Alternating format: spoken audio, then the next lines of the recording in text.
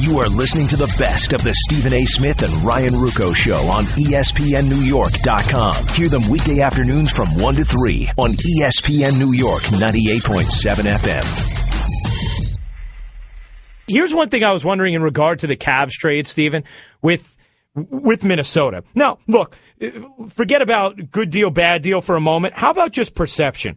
With LeBron, after that letter, I think there was almost this sort of goodwill, hearty feeling of, yeah, LeBron, go get your title for the city of Cleveland. And there was going to be a swell of momentum behind him and people rooting for him to end a, near half-century-long drought without a championship and bringing along the young kids. And I know that people still will feel much better about him than when he was in Miami because he's in his hometown.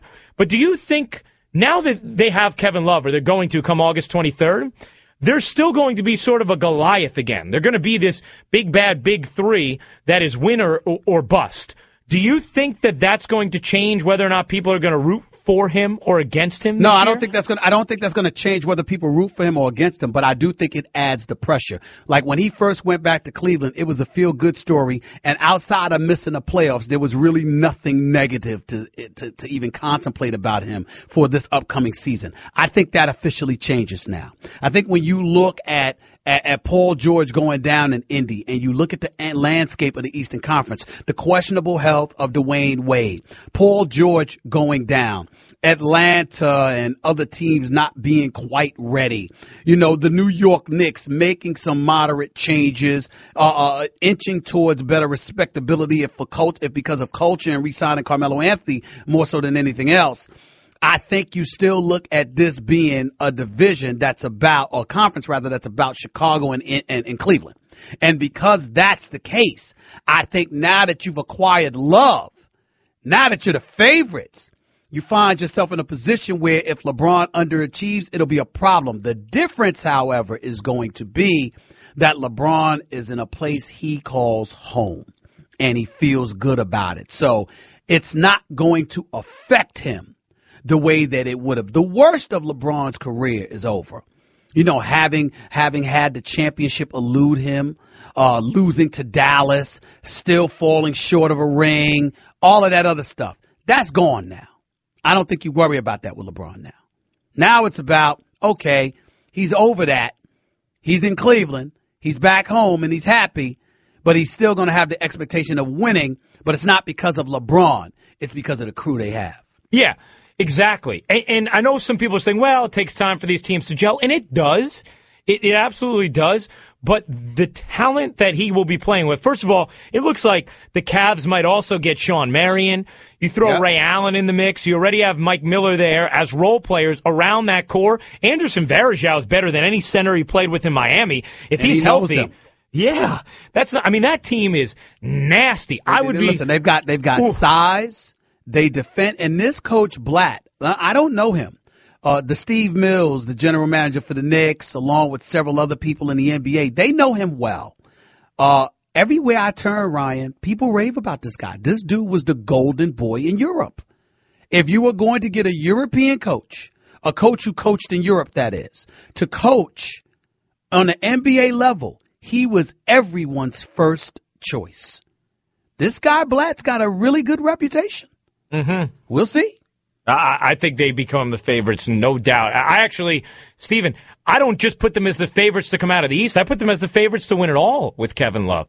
That outlet pass, Kevin Love, he is the best outlet passer this league has had since Wes Unseld. And he throws 80-foot ropes on the money. There's a reason last year Corey Brewer became a name that people recognize. He's top 5 in fast break points just because he'd defend the three, release, and Kevin Love hits him in stride 10 feet away from the hoop for a layup every single time. Kyrie Irving and LeBron's athleticism with Kevin Love throwing those down-court passes, first of all, it'll be a spectacle to watch. Secondly, it's going to be a way for them to get easy buckets. That's a nasty team. Dre in West Palm. Dre, needed to hear from you today, my friend. How are you, dude? Man, what's poppin' out here, man? What's going on, man? Well, before I get to the nature of the call, I just want to say I agree. I got Cleveland and Chicago neck and neck coming out the East. Obviously, Derrick Rose depends on his health. I still got them as number 2. You got Paul George getting injured now. The Pacers are out of here. So it's Chicago and Cleveland. I see people saying, oh, Kevin Love's never been to the playoffs. Newsflash, he's about to play with the best player in the NBA with Kyrie Irving and Waiters and these guys. Stephen A., I got these guys winning at least 50 to 58 games, if that. They're going to the finals. I can't see anybody. I mean, if Kevin Love was putting work in the Western Conference, what's he going to do in the Eastern Conference when the level of production for the power forward position is at an all-time low? Well, I think he's going to wreak havoc, but the point is he's got to play defense too. And I think that he will. I'm not worried about that, but he's got to play defense too because Kevin Love would be considered a top 5 player in this game right now, easily top 10 if he played defense. Right. You know, he's got to play defense. You got to be able to stop people because that emboldens people offensively. When you can't stop somebody, they want to go after you and take your heart. They really do. They want to go. That's the way basketball works, fellas. When you can score on somebody at will and they can't defend you, you're not scared of them. One of the reasons why MJ is intimidating, why the Kobe's intimidating, why the LeBron degree is intimidating is because not only would they average 25, but they turn around and ask to defend you. And they put you on lockdown. That goes a long way. You are listening to the best of the Stephen A. Smith and Ryan Ruocco Show on ESPNNewYork.com. Hear them weekday afternoons from 1 to 3 on ESPN New York 98.7 FM. Do you realize the New York Yankees have hit more home runs than any other team since the All-Star break? Not at all. I'm stunned. I was stunned as well because, it hasn't felt like, it hasn't been any kind of offensive boon since the All-Star break. It's been a pitching-driven, not winning streak, but, it's been a pitching-driven stretch is what I would call it.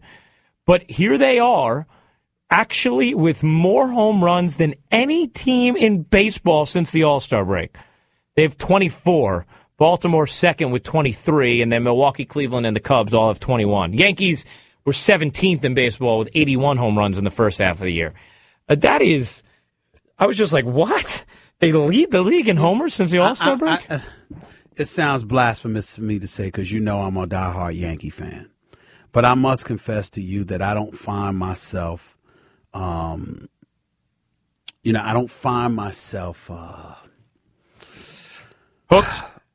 hooked on the Yankees because I know they're not good enough. You know what I mean? I know that it's possible they can get to the postseason even though Baltimore seems to be running away with the division at least somewhat. But when I think about the American League, I think about Detroit, Oakland, and the Angels. When I think about the National League, I think about St. Louis and the Dodgers and San Fran. And everybody else, to me, they're just trying to finish out the season. That's how I look at baseball right now. I don't take the Nationals seriously. I don't take Baltimore but so seriously. I just don't. Milwaukee, I'm not sold on Milwaukee, but so much. Don't get me started on the Mets. Well, they're in a different category. But they're in a different category than all of those guys. I'm just saying, I don't find myself thinking about them. But here's my thing. Two things on that, Stephen. One, I'm still invested in the Yankees just making the postseason in some fashion just because of Derek. Because of Jeter. Because of Derek Jeter. I understand. Exactly. I understand. But the other thing I'd say, where you're right in theory about, well, no matter what, this team's not going anywhere anyway, except for this. This is what I'd say. With Betances and Robertson, if you get Pineda and Tanaka back, and there's a chance. I don't see, here's the difference. I don't want Tanaka back. Why not? I'm scared that he's gonna hurt himself. I think that if he comes back, he's gonna require Tommy John. Well, you know what? I'm worried about that. But I don't think they'll rush it. If he's gonna get Tommy John at some point, he'll get it. I understand. But my thing is, if this rehab, and this has been effective for some people, if this rehab program does work for Tanaka and he does come back in September, And Pineda's getting closer and closer right now. Look, Pineda has shoulder issues, and they could flare up at any moment, as we've seen over the last few years. But I'd say that's the one thing that still gives me a sliver of hope, that if they can somehow pull this out and get there, and those guys are back, and those are ifs, but they're not impossibilities. They may be improbable, but they're not impossible. And if that happens, well, I mean, Stephen, if you actually had to knock in Pineda going into the postseason, you telling me there's not a chance they could do something special? I think listen, there's a chance they could do something special, sure. But You're talking about two guys that are injured, coming off the injured list, and what am I supposed to anticipate them doing? What am I supposed to believe they'll be able to do? I'm too busy being worried about them. Thanks for listening to the best of the Stephen A. Smith and Ryan Ruocco Show on ESPNNewYork.com. Be sure to listen weekday afternoons from 1 to 3 on ESPN New York 98.7 FM. This Sunday, NASCAR's best drivers tangle on the road course at the Glen, with Chase hopes hanging in the balance. 43 drivers battle, 16 advance, 5 races to go. The NASCAR Sprint Cup Series at Watkins Glen. Sunday at noon Eastern on ESPN. You are listening to the best of the Stephen A. Smith and Ryan Ruocco Show on ESPNNewYork.com. Hear them weekday afternoons from 1 to 3 on ESPN New York 98.7 FM. We're talking to Tim Hasselbeck right here with Stephen A. Ryan Ruocco on ESPN New York 98.7 FM. I know you alluded to earlier the quarterback battle between Michael Vick, Geno Smith, or whatever. Is this, even though it's his second year, Tim, is this sort of a make or break season for or career? I don't want to say career. I don't want to go too far, Is it it's sort of make or break it for Geno Smith when you consider the situation he's in, meaning that of the New York Jets, what potentially riding on it for Rex Ryan, and the pressure that's going to be brought to bear because of how elite the Jets' defense is. Mm-hmm. Well, you say career, and then you were trying to catch yourself on it, but I think you're kind of right, to say career, Stephen A., because you have to prove that you're able to play as a starter. And so if he doesn't prove that he can play as a starter, maybe his NFL career isn't over, but his time as a starter may be over at that point. You only get so many opportunities to prove that you can play at a starter level, and he had an opportunity last year, didn't work out, in part with the supporting cast, in part young player, all of that stuff. But there's no question that people will look at that football team, look at how they are on the defensive side of the ball, understand that they did things to try to help him with a supporting cast by adding Chris Johnson and Eric Decker and drafting Jay Samaro, and doing that, and also knowing that he's essentially being handed the job. So there's no question when you look at how he plays this year, it'll be part of the evaluation process of not just the Jets, but everyone around the National Football League thinks that he's actually a starting quarterback in the NFL. Tim Hasselbeck joining us here with Stephen A. Smith, Ryan Ruocco on ESPN New York. Tim, with the AFC East, I mean, we just give that division to the Patriots, and this year, for good reason, but go ahead. Exactly. I mean, there really hasn't, for a decade, there hasn't been a reason to give it elsewhere. Do you feel like there is any reason to think that Buffalo, the Jets, or Miami can potentially take that crown away, or is that, again, just not even a thought? It's the NFL. Injuries and things like that can happen. They change the way these teams look from where we sit right now to, when you're in November. But there's no way that I would feel comfortable saying that any team, as we sit and look at them right now, is poised to take over the New England Patriots. Let's face it, with New England. I mean, do you guys think? I mean, they're better than they were a year ago. Yeah, exactly. Why are they not better? I think they're absolutely better. Yeah. So you look at them in that regard. Sure, have the Jets improved? Yeah, you can make that argument for sure. E.J. Manuel this time last year was dealing with, just having his knee scoped. So should they be better in Buffalo? Yeah, they probably should be better. Miami hopefully has some of the things in their locker room squared away. Some changes for them. They should be a little bit better as well.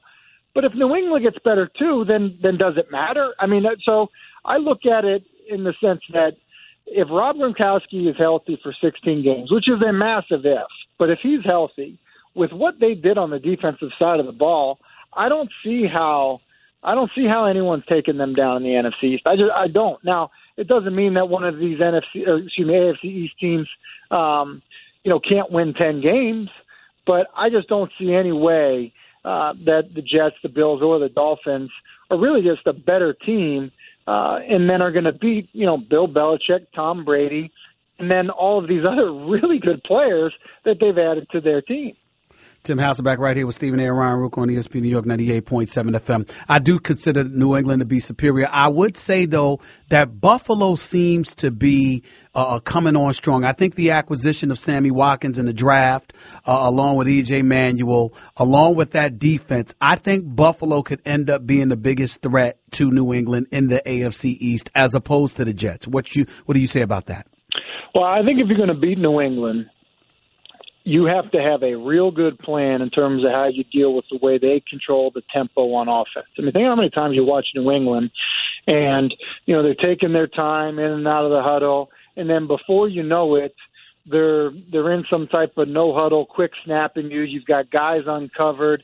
The way they dictate coverage is so in the tempo of the game is so impressive. And so I think it's one of the reasons you've seen them New England has struggled a bit with the Jets because the Jets' defensive plan sometimes prevents that from happening. And so with everything they've done offensively, I think that's fine. I still look at the defensive side of the ball for them and think, well, you've got to be able to play at a high level. You've got to be able to disrupt Tom Brady in the passing game. You've got to be able to stop this running game in New England, which, by the way, has come along. And I don't know that when I look at the secondary in Buffalo that I think that they will be able to cause enough fits. And I don't know that they're there yet. And so I still look at the Jets. And I know that it's been said, and Bill Polian, who's been around the game longer than I have and has studied it for a long time, he made an interesting point about how if the Jets were to get consistent play and improved play out of the quarterback position, that he thought that was the one team in the AFC East that could really challenge New England. Now, it's a pretty significant if based on what we've seen from Geno, but I think it relates back to, especially Bill's challenges, facing the New England Patriots, of understanding you've got to get that offense under control. You've got to find a way to neutralize and slow down that offense and prevent them from dictating the pace of the game in order to be able to beat them. And the Jets have been able to do that. So I tend to think it's the Jets, along the lines of the way Bill Polian sees it, more so than it being Miami or Buffalo. Tim, before we let you run here, obviously we're getting ready for the Jets preseason game on our air tonight here on ESPN New York, but I did just want to ask you how you feel Eli is going to work in McAdoo's system this year.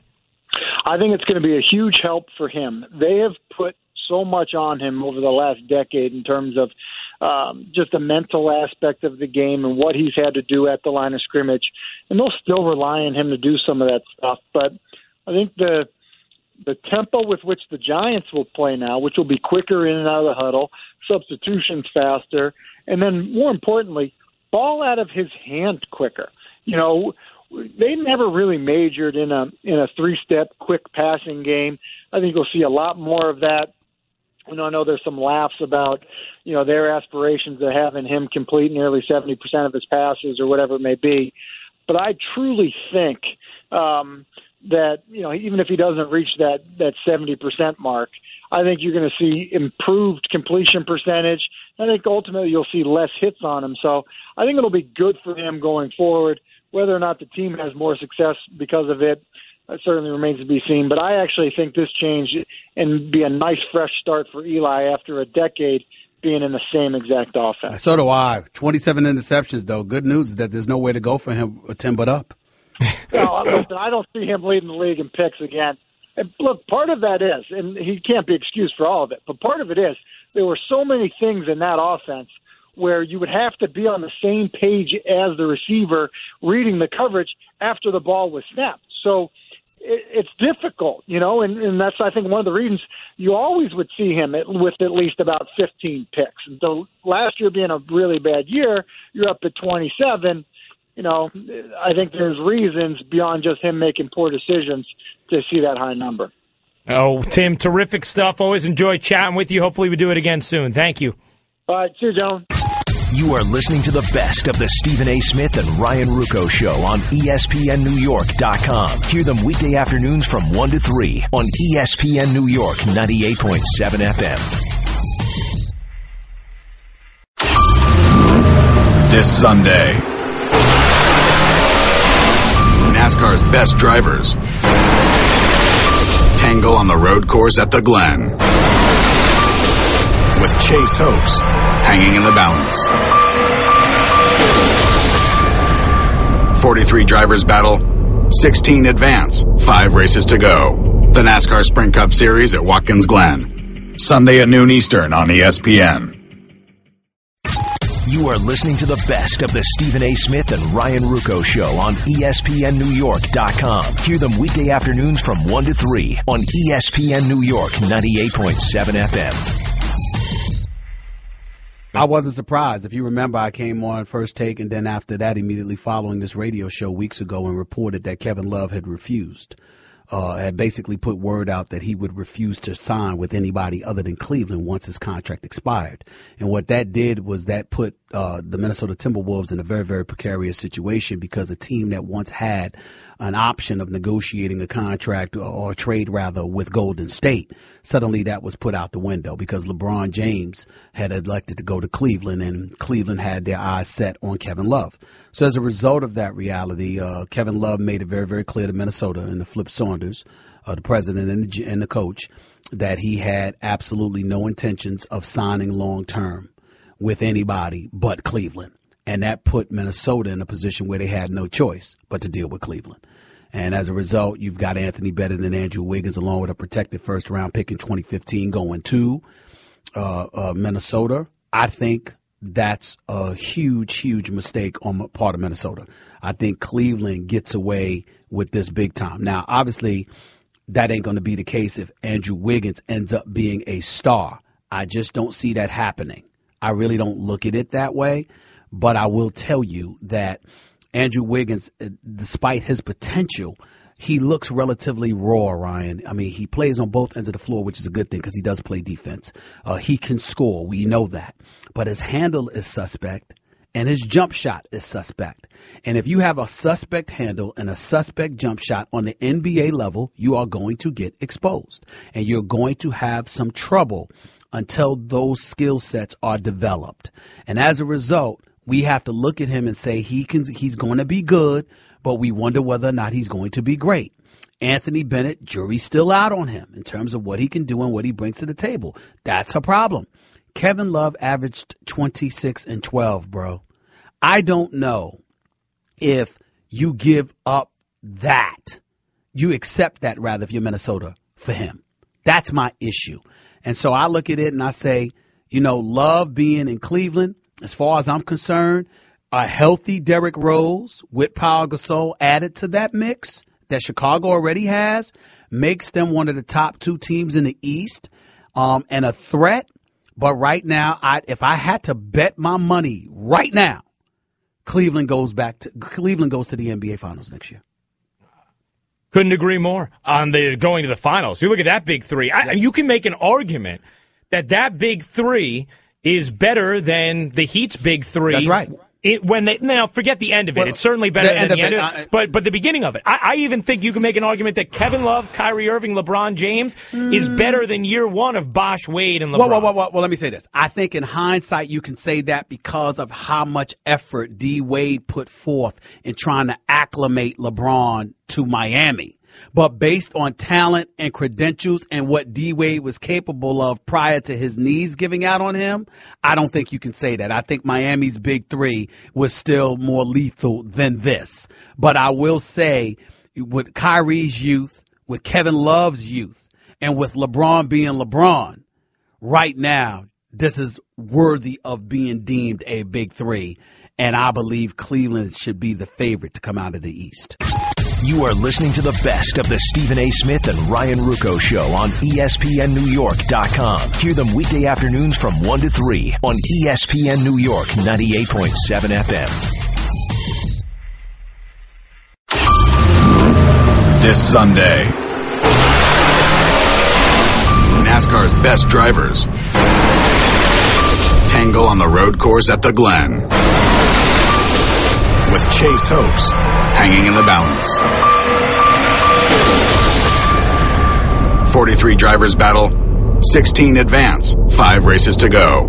The NASCAR Sprint Cup Series at Watkins Glen, Sunday at noon Eastern on ESPN.